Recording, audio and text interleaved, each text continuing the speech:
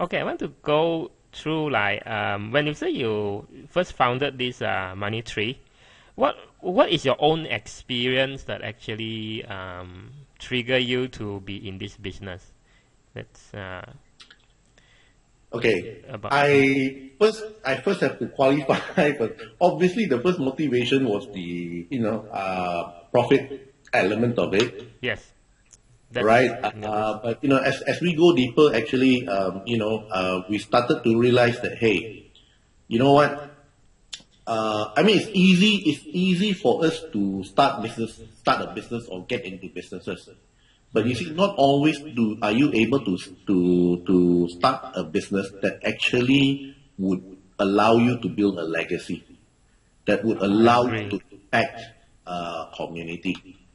Give, You know, yeah, so yeah. yeah, so actually a big part of the reasons why we pursued MoneyTree and we dedicated our professional time in developing it is because, well, we want to, apart from making money, be able to change or impact society in a positive manner. Hmm. That is that is very well said, Brandon. Very well said. Yeah. So wow, that's great because I have a feeling that they've been 5 years, and I think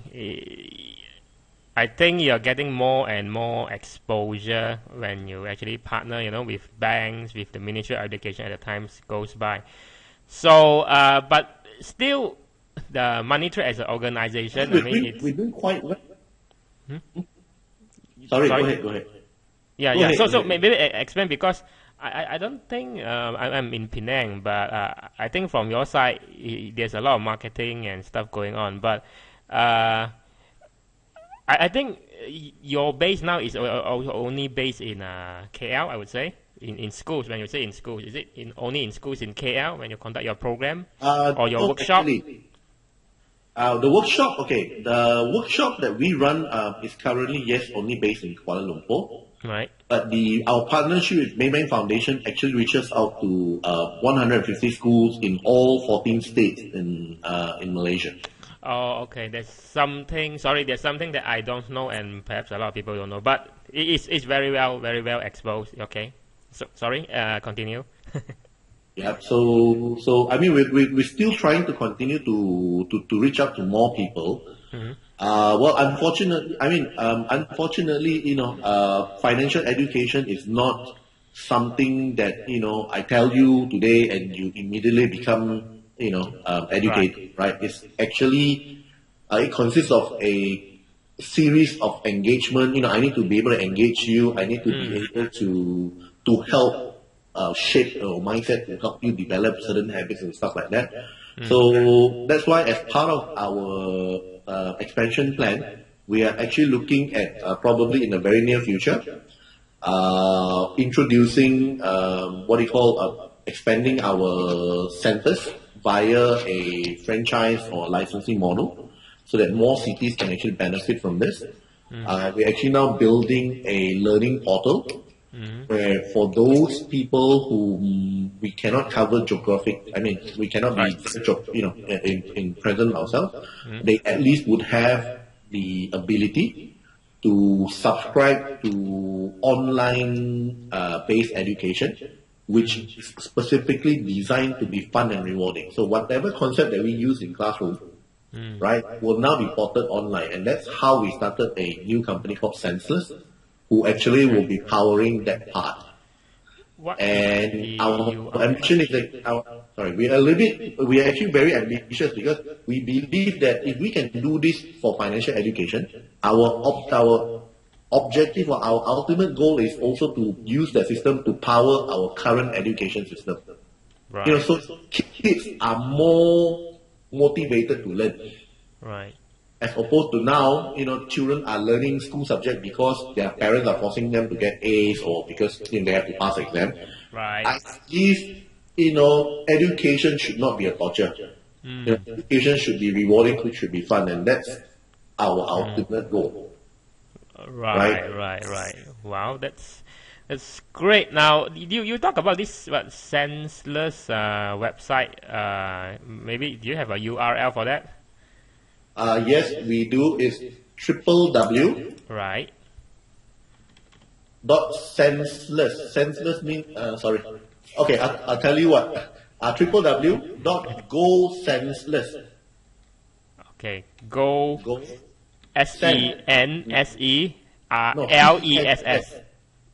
CENTS cent dollar and cents. Oh, cents. Okay, like cent. CENTLESS. CENTSLESS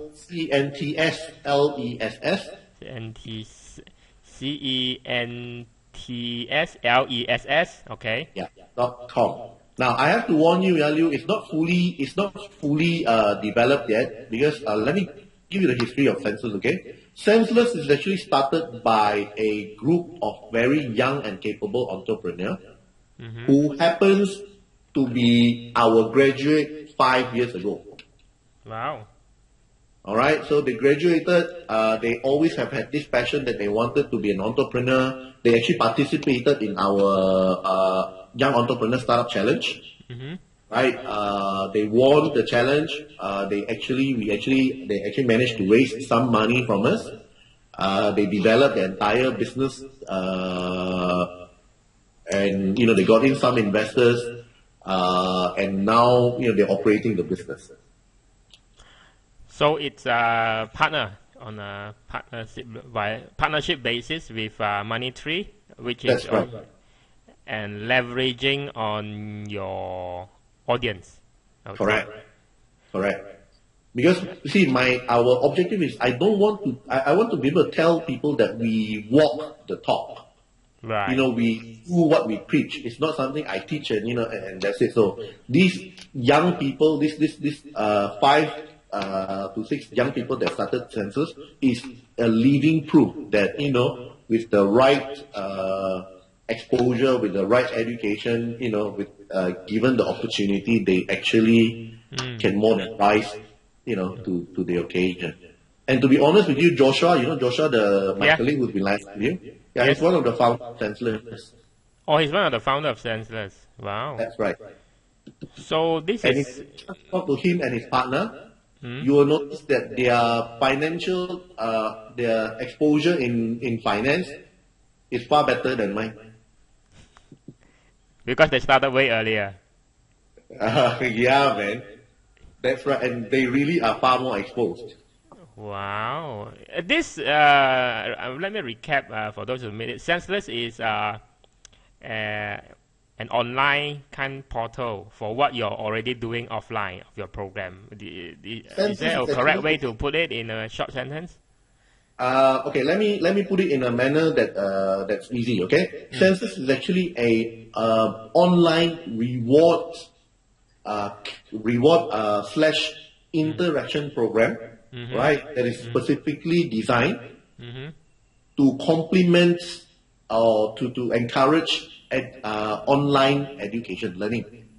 Online education learning, okay. Online and offline. Because currently we actually already have schools, private international schools, talking to us on implementing these Senseless program into their syllabus. In other words, what will happen basically is, when in a class, to encourage students to pay attention, the teachers would actually reward points for every question that is answered. Whether it's geography, maths, or any subject. If you go to a normal school currently, when a teacher asks question, what do you see? I mean, most kids will. Nobody will answer. Yeah, Malaysia culture. Only not only that, they will try to sit behind somebody taller, and then every time teacher asks question, they duck. So we're going to try to change that, because you see, if I offer them again incentive, if now you know that when you answer a question, right, you're going to earn point, and then you can subsequently use that point to redeem or to option for something, you will try. Right. And so we already have several schools, several institutions talking to us about implementing this into their system to make education more fun, more rewarding. So it's incentivized learning. That is what you believe. That's right. Incentivize learning. That's great, man. I mean, it's from your website. I mean, people wouldn't know. I mean, I wouldn't know myself, not to say people. Yeah, myself wouldn't know just by looking at your website. But there's a lot of great stuff going on for MoneyTree, and you have a subsidiary, so-called an arm for this I mean, senseless. we're evolving all the time, like we Yeah, we're trying to better all the time. So yes. yes. So, okay, just this is more of a question that perhaps in you as an industry expert for many years in this field, Sure. when it comes to school, right? What is the thing lacking in today's children when it comes to financial literacy? I mean, why people have so much debts and stuff like that? Is there really? You see a lot of cases where does financial literacy really can help to solve problems, credit card problem and stuff. Okay. Actually, I believe with all my heart and soul that education is the, I wouldn't say the cure. Education actually serves as a prevention. You see, most often than not, we only look at treating the symptoms, not curing the sickness. Yeah. Right? Right. And I'll tell you, I mean, when you said, hey, Brandon, you know what, by teaching the kids, can we really eliminate credit card debt? I don't know. Here's what I know for a fact. If we don't teach them, the credit card debt will keep increasing. Yep. Right? That's one. Now I'm going to tell you why we feel, really financial education is needed. Right? Now, especially in our culture, in the Asian culture. I mean, you grew up in an Asian family, you probably can relate to this, okay? To a lot of Asian family, talking about money among family members is almost a taboo. Yes, that's right. Right? Because why? Yeah. They either end up in fight. You know what I mean, right? Yeah. And the only time we talk to our parents or us as parents, that will talk to our children about money is when they ask for more money and we follow them. Right. Oops, the line breaks.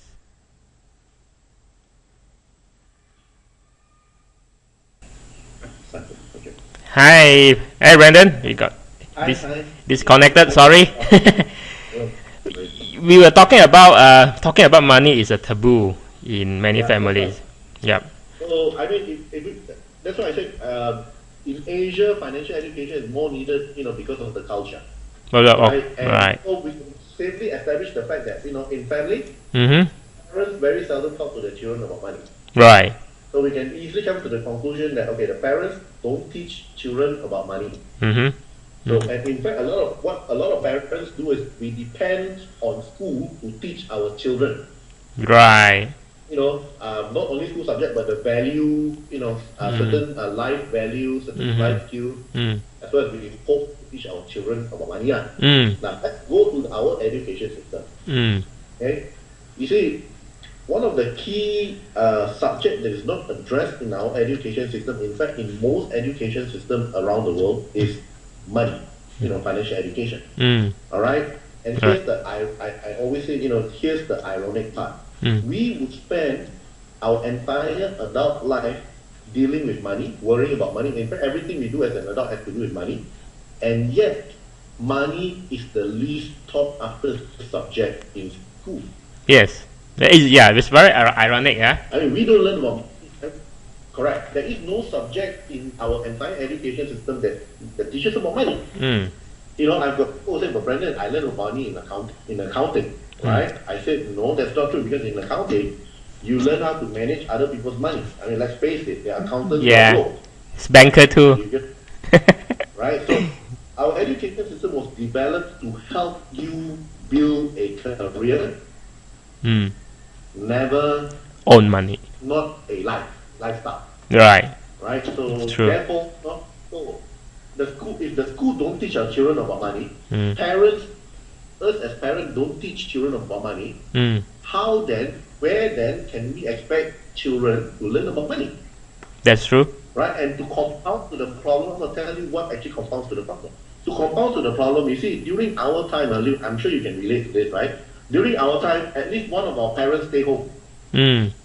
Yep. Because back then, our money is bigger. We have better, higher buying power. Right. So there's less economic pressure, Mm. right? Mm-hmm. So one of our parents will stay home, and our parents actually would spend time and effort to educate us, Right. right? Mm. Now, compare then to today, in most households today, both husband and wife have to work. Yep. Economic pressure, Yep. right? That's right. So now we have more money, but less time. And Mm-hmm. you know how bad are, right? Mm. To compensate for my lack of time that I spend with my children, Mm. I give them Money. material goods. Like Yeah. I got money, but Yeah. not first teaching them the value. Right. And you now see why society today keeps complaining your children today don't know the value of money. Mm. Right? Mm. Of course they don't know the value because they don't learn about it, and Mm. we give them more money without them having to learn. And it Right. goes a circle. And that's what we're trying to break. We're trying to stop that. Mm. It is a vicious cycle. It is. It's a It is, vicious cycle. right? Yeah. So we're trying to break that cycle. We're trying to make the kids more educated, and hopefully and you already know, as I educate the kids, the parents get educated as well. Mm. And there is better awareness, and from there results in better money management. Yeah, I always believe that business is profit, but if we are doing something that actually makes an impact to the society, or as what Steve Jobs would like to put it, put a dent in the universe, and I think it's really doing a great thing. And as you say, you are about leaving a legacy for your graduates. I believe graduates now, after they've gone through your program, right, they will actually come back to you or your trainer and say that, hey Brandon, I think your program 10 years ago, it's great, then I'm pretty well off compared. I look forward to that time. That really would be the testimonial of our success. Yeah, that's right. So perhaps the last question is that if someone who we saw this interview and they are really interested in joining your program. Now, I do realize that there's two part of your business. Is that the one part is that you deal with customer, I mean your clients, primary and secondary kids, and then the second part was business to business, right? And you actually deal with schools and what. So if people, let's say if I'm a parent, I'm listening to this, or even a teenager say that I want to join a program, how do I go about that? Very simple. Until our portal is up, I think if you're keen to, we actually run regular holiday camps. Oh, So right. if you, as a parent, are interested, right? I mean, if we have enough numbers, we actually don't mind doing it in the different cities. Wow. Right, like right now, every school holiday in KL, apart from the school program that we run, we also run school holiday camps. Wow. And that has actually so far been quite popular because we've got parents coming from as far as Johor. We actually have got a bunch of parents that actually bring their kids from Penang, to join the camp. So hopefully, if really there's enough people that actually watches this, and if the Penangites can group together, if there is enough numbers that justifies my cost, actually we don't mind doing a camp, a series of camp in Penang. How large is your camp, Brandon? Normally, what's the normal size of your camp? The optimum number of participants in a camp usually is anything between 40 to 50 students. Not bigger. 40 right? to 50, okay. Correct. Okay. Minimum would be about 20, 25, because we still, a big part of it, we still need group dynamics. Right. Right, because we need the kids to compete positively among each other, so we need some group dynamics. So minimum will be about 20, 25, maximum will be about 50. Okay, so then this how much this workshop lasts? Like you say, the whole week or so? No. Okay, let me break it down. The holiday camp is actually usually a half-day camp. Oh, it's a half-day camp. In other words, it's usually 3 to 4 hours. Okay. All right. The reason why we have to keep it that way is because any longer, the learning becomes the learning becomes not so optimal because Saturated. very short attention span. Yeah. So we don't want to overload the children with that. So that's why what we do is we do series of half-day camps. So a series would last for like for one level, every level we have about 20. We actually have 24 modules. 24 modules, okay. 24 lessons, 24 different lessons on right. Right. Typically, a half-day camp covers about three key topics. Okay. So if you are looking at doing completing the entire program on the you probably need about 24 divided by 3, about 8 camps. 8 camps, 8 days, I would say. Correct. 8 half-day camps spread over different school holidays. That's something we can look at. I see. 8 days camp. Okay. 8 days camp. So different school. So it might not finish. It might not finish in 1 week. It could be a few days here. Then the next few days would be in the next few months. Something like that. If I've got that. We can actually typically do it over weekends. Okay.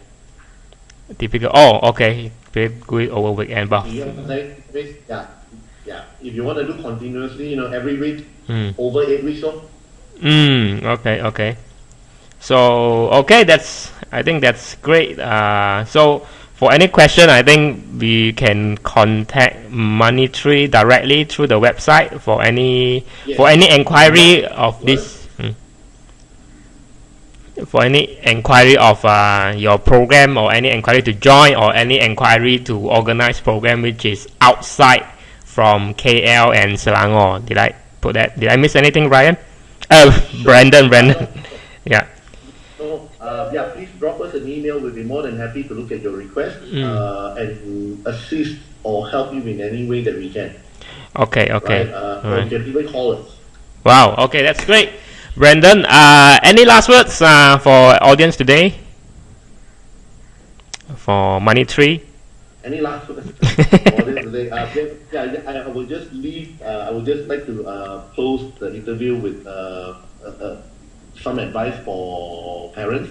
You see, I always tell parents this. I think in today's society, there is too much focus on academic excellence. So much so that parents are forcing their kids, to aim for A, putting, a lot of pressure. You see, here's what parents need to understand. Time has changed. In today's world, academic excellence no longer guarantees you financial security. Absolutely agree. I mean, 20, 30 years ago, if you are academically well, it guarantees you financial security, but today no longer, because you take a stone you throw, and if you hit somebody, chances are that somebody have got a degree, if not a double degree. I mean, everybody now have got access to good education. Right. So having good education is no longer enough. What's important today is, I think, apart from academic excellence, parents should start actually helping their children develop what I call life skills.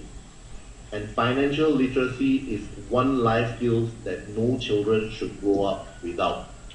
Because it's proven that children that are able to make good financial decisions actually would do better in their academic and as they grow up in their life. Right? So that's my parting word. Thank you very much, Brandon. Brandon Liew, CEO of MoneyTree Malaysia.